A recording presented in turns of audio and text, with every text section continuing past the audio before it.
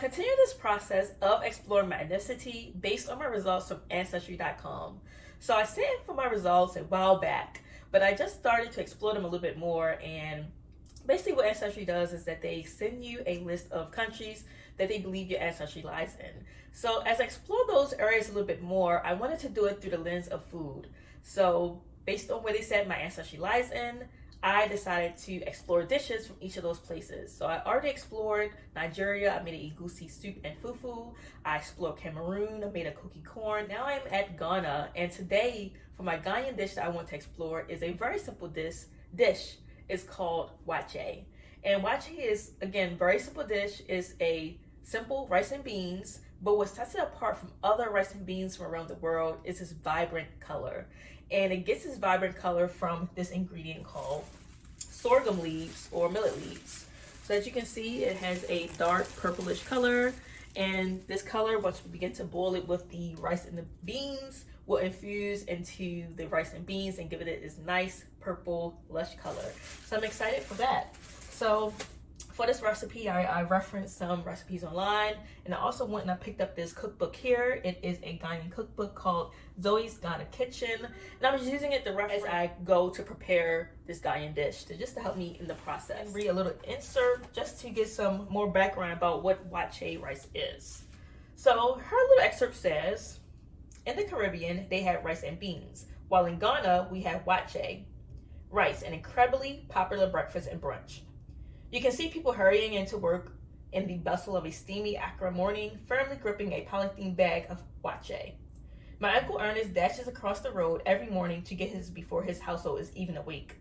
While waakye rice is simple enough to prepare, the dish is layered with a variety of sometimes complicated accompaniments, including the infamous waakye stew, simple fried plantain, shito, spaghetti, small shop salad, gari, dried and ground cassava, and an assortment of meat or fish.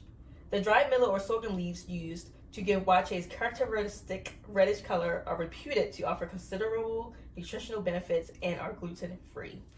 So as I go and prepare my dish today, I think I'm just going to keep it simple. I'm not going to do any additions such as the chili or anything like that. I'm just going to keep it simple with the rice and beans. So for this recipe, you're going to need the black eyed peas,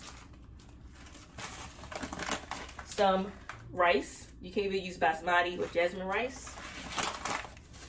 The sorghum leaves, and I found this in my local African store.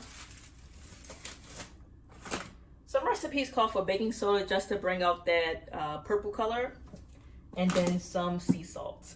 So very simple meal. Let's go ahead, jump right into it, and put it together. All right, so the first step in this process was to soak my beans. I soaked them for about 1 to 2 hours, and I already went ahead and drained them. So I took about 1 cup of the dried beans. Of course, they have expanded.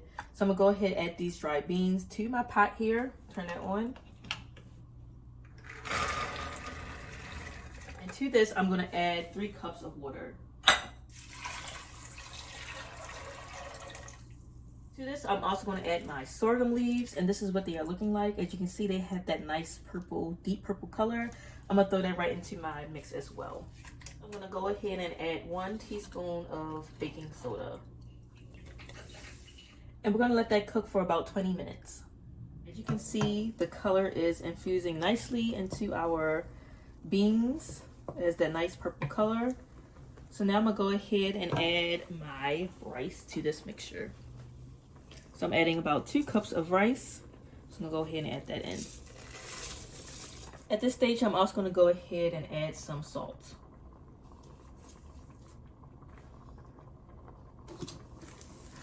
All right, this is what the final waakye rice is looking like. As you can see, that deep color has infused into the rice and the beans, and it's this nice purple color. So I'm gonna go ahead, let it cook so that the last bit of water can cook off. And then I'm going to go ahead and give it a try.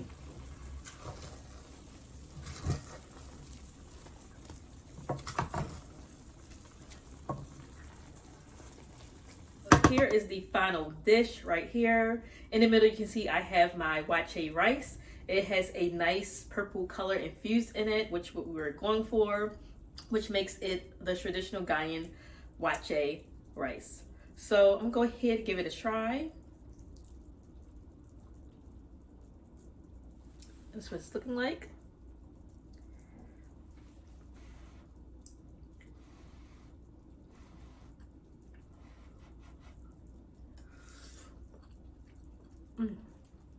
Wow.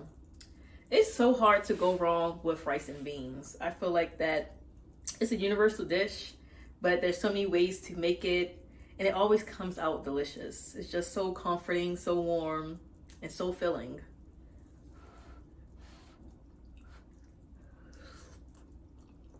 And this was so simple to make. I didn't need too many ingredients. The only ingredient that I felt like was challenging to find was the waakye or the sorghum leaves. But if you go to your local African store, it's easy to find. So yeah, this is a delicious, quick and easy, delicious go-to meal. So I'm gonna go ahead and enjoy this, and I'll see you guys in the next video.